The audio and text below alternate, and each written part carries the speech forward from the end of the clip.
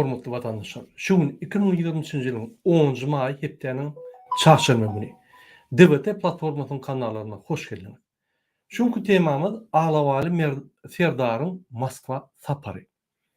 Gelin şu arada şunu görüşelim. Ine 7-nji maýda Türkmenistan Bykanyň prezidenti Serdar Berdimuhammedow Putin bilen telefon arkaly söhbetleşigi geçdi. Şol söhbetleşigiň dowamyny Rossiýanyň prezidenti Vladimir Putin Serdar Berdimuhammedowy 9-njy maý paradyna çagyrdy. 9-njy maý aýyna 9-njy maýda Türkmenistan Bykanyň prezidenti Serdar Berdimuhammedow ýeňiş paradyna gatnaşmak üçin Moskwa bardy. Jemi 7 tane daşary ýurt başçylaryny Moskwa geldiler. Belarusiýanyň prezidenti Aleksandr Lukashenko, Gazagystanyň prezidenti Kasym-Jomart Tokayew, Kyrgyzstanyň prezidenti Sadyr Jeparov, Özbekistanyň prezidenti Şowkat Mirzoyew, Täjikistanyň prezidenti Emomali Rahmanov, Türkmenistanyň prezidenti Serdar Berdimuhammedow we Nikola Pashinyan. Paraddan soň döwletleriň başçylary näwelli eskeriniň mazaryna gul destelerini goýdular. Soňra SNG birleşigine gatnaşan ýurtlaryň ýolbaşçylary Rossiýanyň prezidenti Putin bilen resmi däl erterlik edindiler. Hormatly vatandaşlar, gelin şu wakalar boýunça Watan habarlary programmasynyň berýän maglumatlaryna serderin. Şol bir kiçik video görkezdim men size. Bir minut.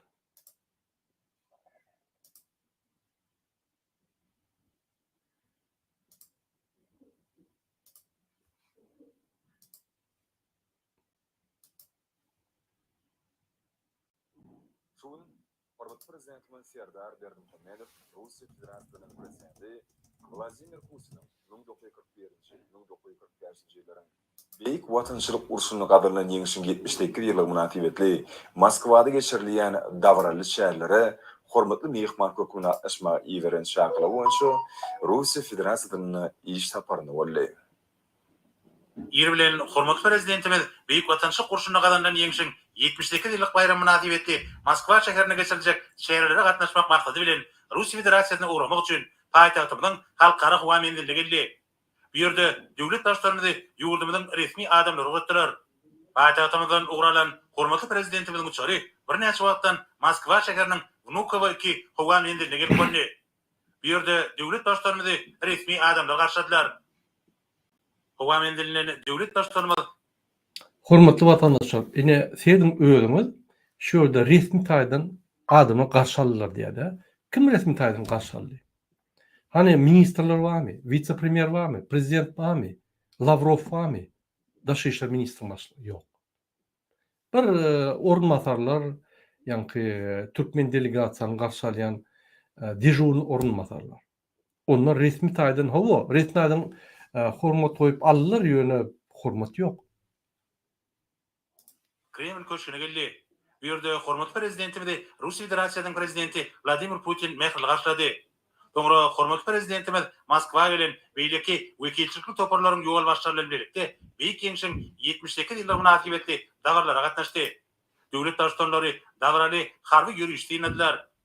Onlar şeýlerin geçenligine garamazdan watan gorawyna giden gahrymanlaryň edermenligi, minnettar nesilleriň hakydalaryna we ýüreklerine hem işirip gornandy.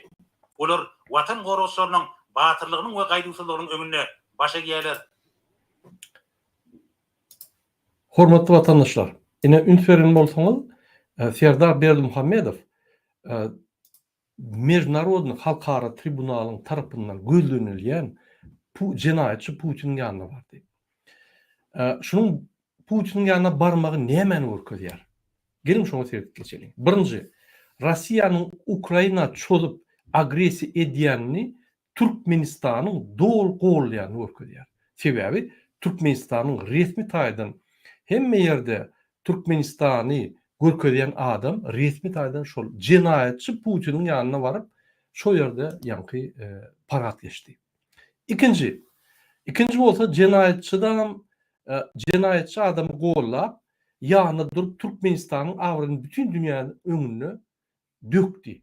Ine kaçanla Gurban Uryň aktivistleri, Serdaryň aktivistleri agyndy doldurup gürlerine Siz Türkmenistan maskara ediyorsunuz diýseniz, ine şul adam Serdar Berdimuhammedow Türkmenistan'ı bütün dünya önüne maskara etdi. Yani agresiya diyen, zulüm, bütün dünya tarafından terörist hükmünü sirdilyen cinayetçinin yanına barıp parat geçiriyor. Bu Türkmenistan'ın ağrını döküyor. Üçüncü, buna siyasi bezgramotnost diýilýär ya da siyasi sowgatsızlyk diýilýär. Ine şul siyasi sowgatsızlygy şul ýanky geçirilen waka görkezdi. Dördüncü, Putin Berdimuhammedowyň hojaýynlygyny görkezýär. Ataly ogly kisi bir tarap däl Putin'den. Gaty Putin'e bağlılığını görkezýär. Putin'e watany, halkyny satýany görkezýär. İki sany ataly ogly Berdimuhammedowlar watan dönükligini görkezýär. Sebäbi Putin näme diýse büküp edip ýörler. Türkmenistan sırlaryna, Türkmenistan halkyna satýarlar. Gerek bolsa. Indi men size soraw beresim gelýär. Türkmenistan'ın ağrını bütün dünyada kim yıkar? Türkmen halkı mı? Türkmenistan'ın opozisiyasının vekilleri mi? Ya da İksan'ın atalı oğlu Berdimuhammedowlar mı? Türkmenistan Putin'in garaşlı mı? Yazın şunu öz komentarlarınızda şu videonun aşağısında. Biz gepleşimizi devam edelim. Entek Yankı Vatan programmasında görkezilýän zat ýeketek maskaraçylyk däldir. Gelin indiki maskaraçylyga da ýene sert geçelim.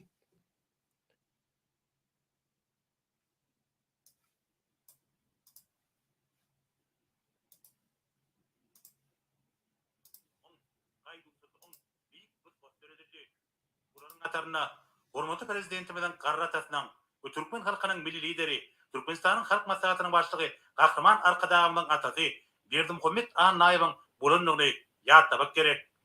Onuň durmuş ýoly täze taryhy ýanda ýaşlar üçin watan söýjülügiň, harby we raýatlyk borjy wepalygyň beýik nusgasyny urly. Ýerlerini bilýäp geçdik. 2020-nji ýylda beýik watançylyk urşuna gazanlan ýeňişiň 70 ýaşlyk nasip etdi. Dawarlaryň gurulýan pursatlaryny, ikinji Ukraina frontunyň 206-njy atyjylyk diwiziýasynyň 748-nji atyjylyk polkunyň töwüşçüň baýdygy Russiýadan Türkmenistana getirildi. Şol baýdagyň astyny idermen we gaýdygysyz etger Berdimuhammed Anaýew töwüşipdi.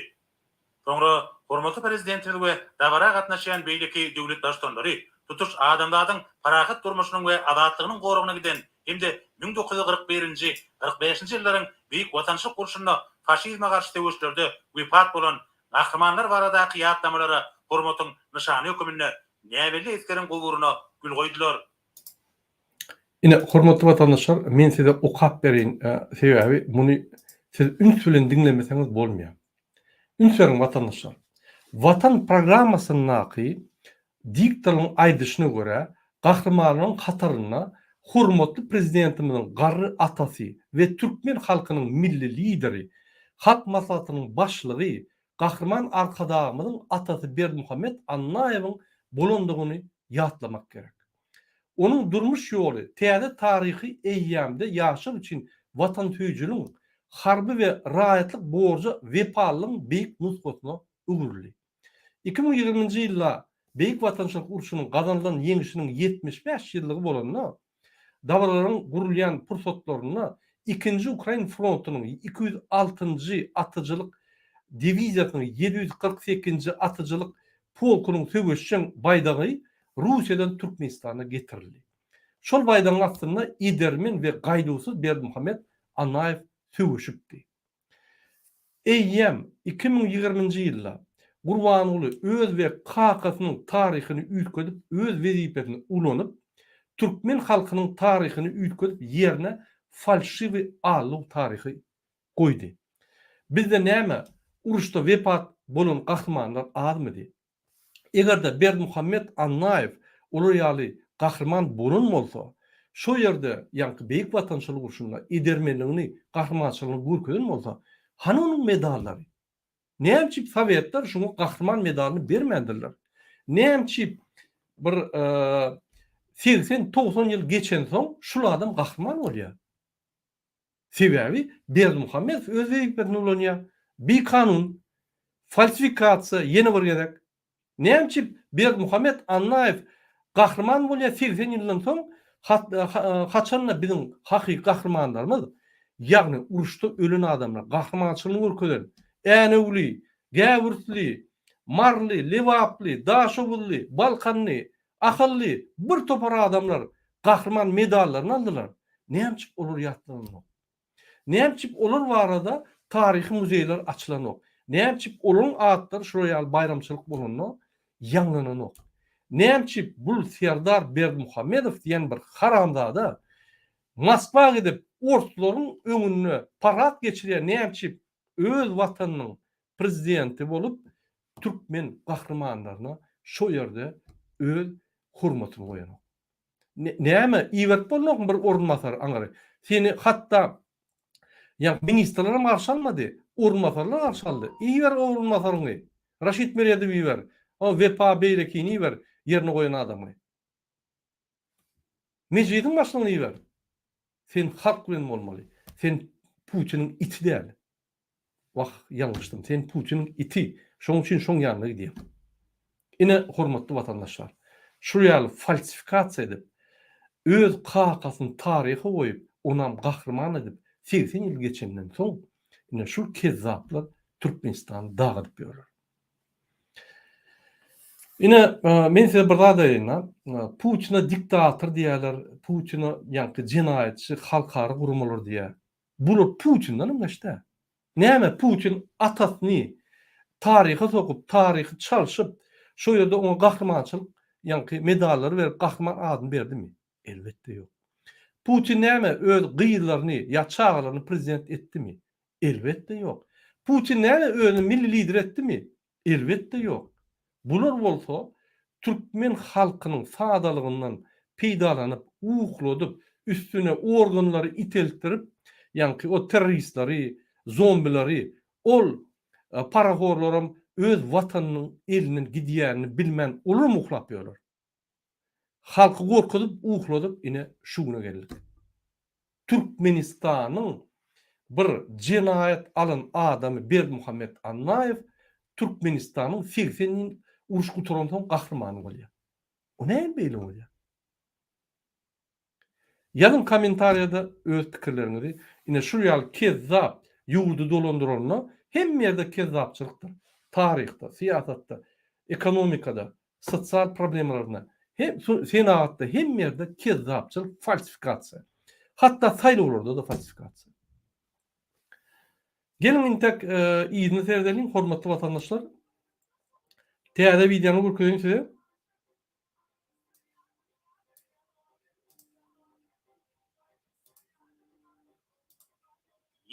ýylyň geçeni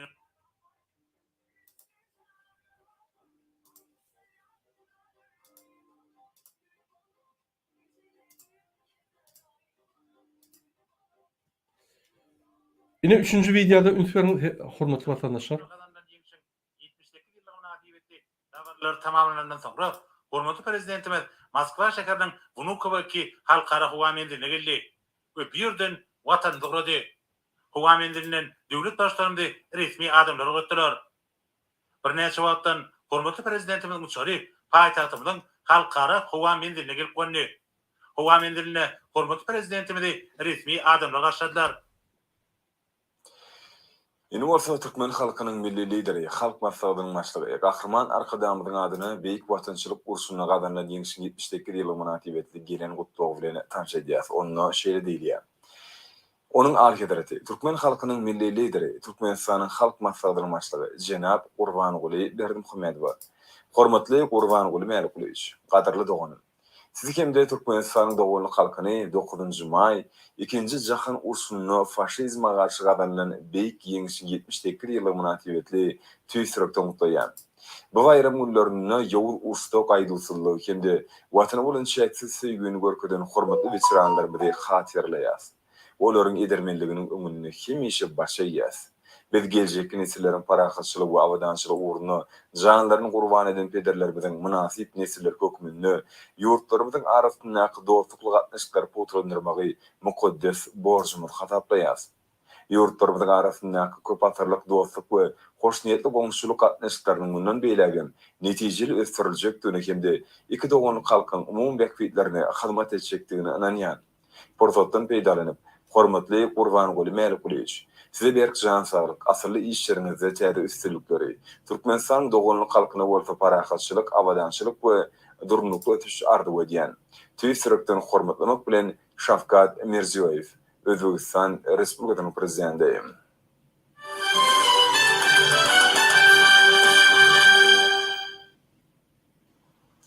Şuň ýurdumyz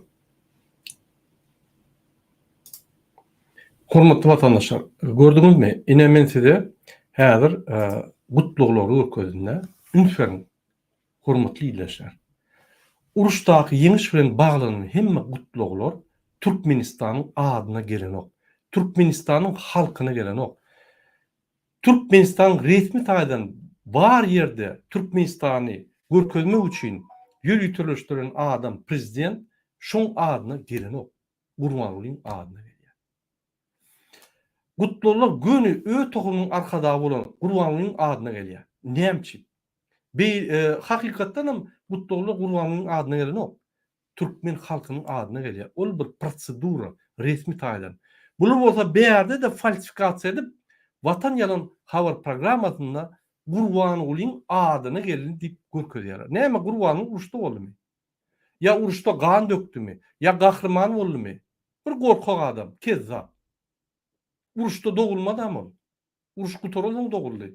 Onu gutlap ýa-ni prezidentler ine şoňa awry hormat goýýarmyş. Bu Türkmenistan lideri diýip ine şoňa gutluk edýärler diýip ýalan aýdýarlar. Her wagt başga döwletiň prezidenti halky gutlaýandyr. Hiç wagt prezidentini ýa onuň milli liderini gutlaýan näler? Halkyny gutlaýandyr. Şurada da görýän falsifikasiýa edip dur. Ine şu ýaly Watan ýalan programmasy Gurbanuly ikisi bütün dünýäni allap Türkmen halkyny uklatjak bolýar.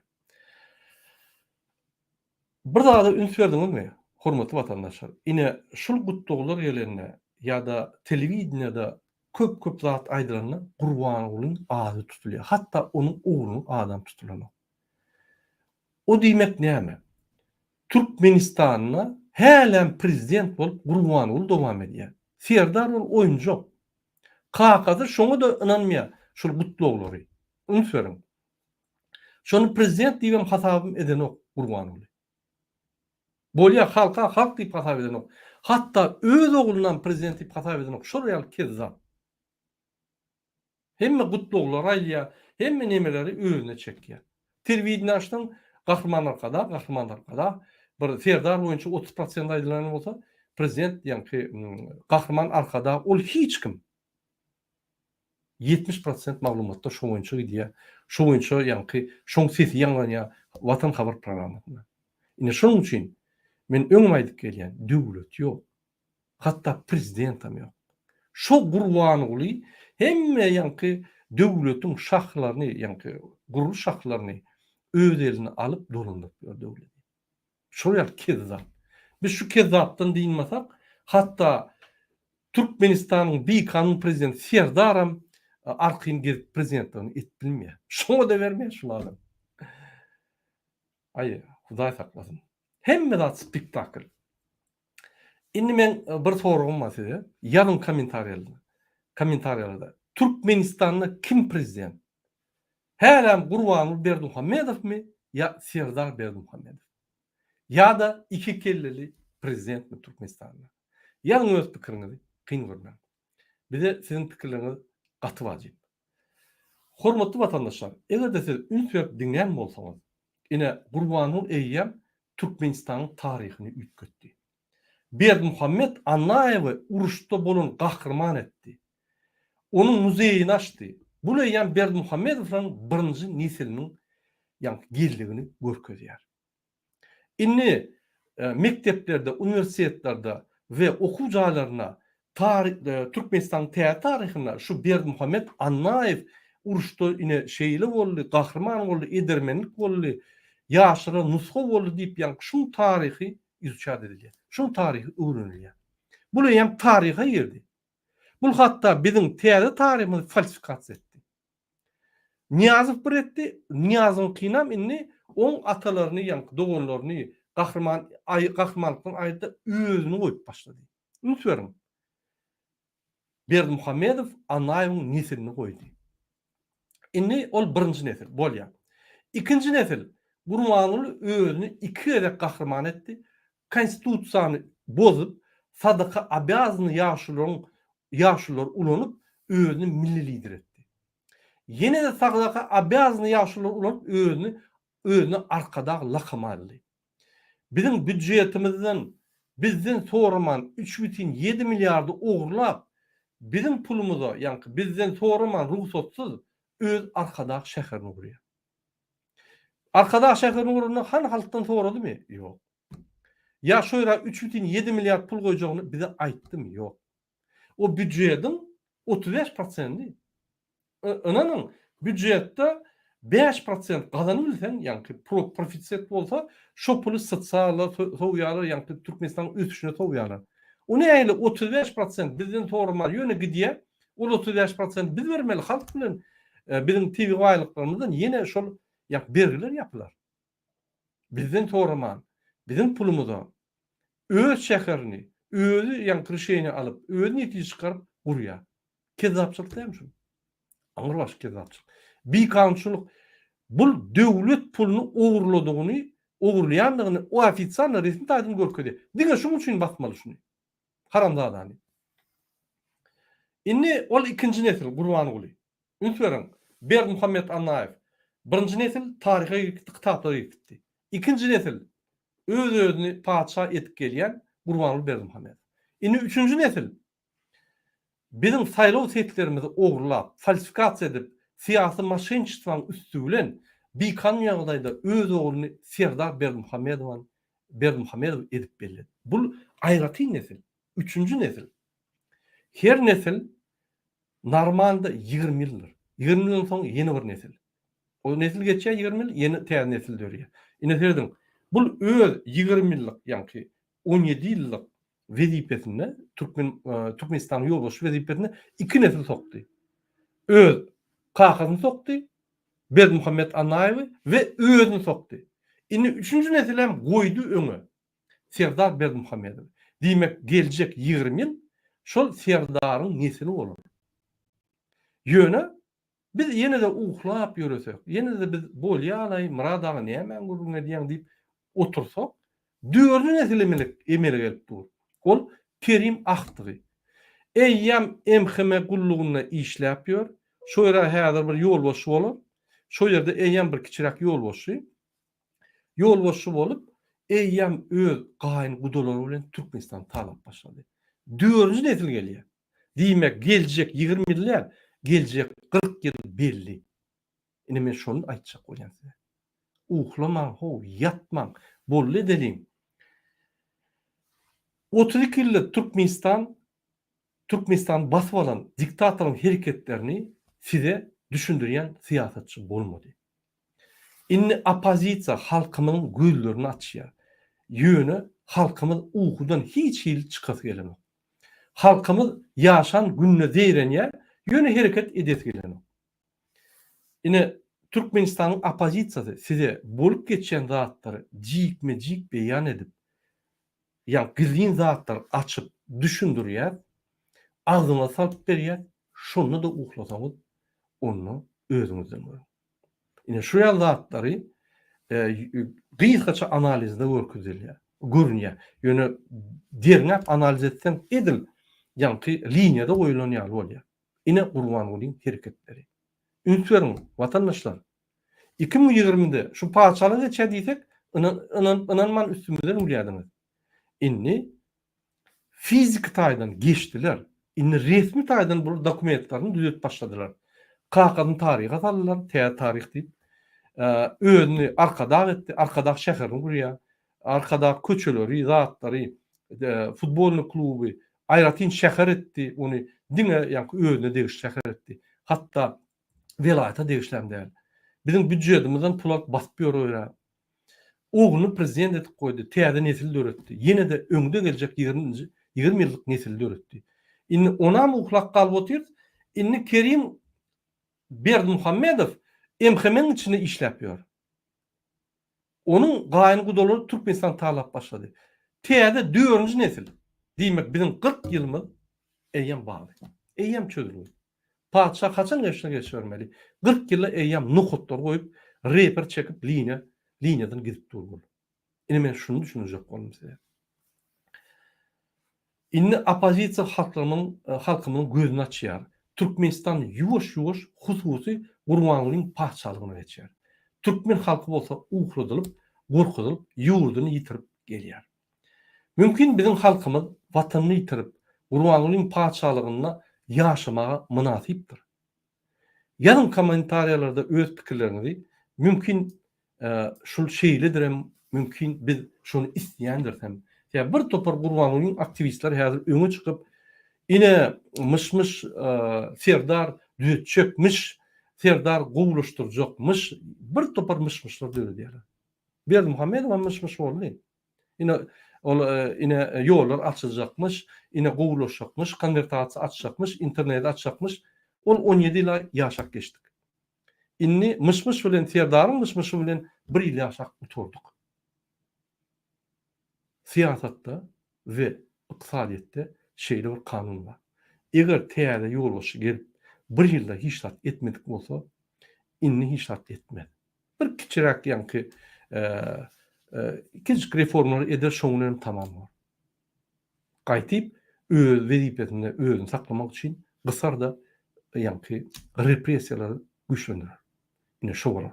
Ine şonu size men aýdyp geçjek boldum. Şanly seni bolan Hormatly vatandaşlar, siz bir dagda düşünmeli. DWT hereketi, aktivistler ýa-da başga adamlar, ýeköller ýa bir kiçik topar ýa bir ululak topar hiç zat edilmez. Egerde siz goşulmasaňyz, egerde siz bizi gollamasaňyz hiç adam bolmaz. Şoň üçin diňe size bagly. Geljek durmuş. Sizin geljek durmuşuňyz Gurbanlygyň elinde de däl, MHM'nin elinde de däl, polisiň elinde de däl, Serdar Berdimuhammedowyň elinde de däl. Özüňizi ejizläp ellerine serdip oturmaň. Sizin elinizde. Men her wagt aýdýan. Siz çözmeli. Halk ýeketek döwletiň ýolbaşydyr. Ýolbaşydyr. Serdar bilen Gurbanlygyň bular girmişikler. Özüni orp bilmeýän a karpyna şermenine sowgatsız siýasatçylar. Biz täze saýlawlar geçirip, täze hemme ýerde parlamentde, häkimlikde, prezidentlikde, etraplarda hemme ýerde täze adamlar saýlap, MHM, polis, waýenni hemme ýerde täze çökmeli. Hemme zat ýykylyp bir paçalygy geçer ýaly taýýar bolup durdy. Biz şondan gitmeli. Uhlamaň, oýanmaň. Wagty geldi. Hormatly vatandaşlar, inniki gepleşikler çeldi. Hoş sag bolun. Biz sizin bilen her wagt biz sizin üçin işleýäs. Biz Türkmenistan halkyny adatlyga we adalet durmuşuna elçek bolýas. Sag bolun.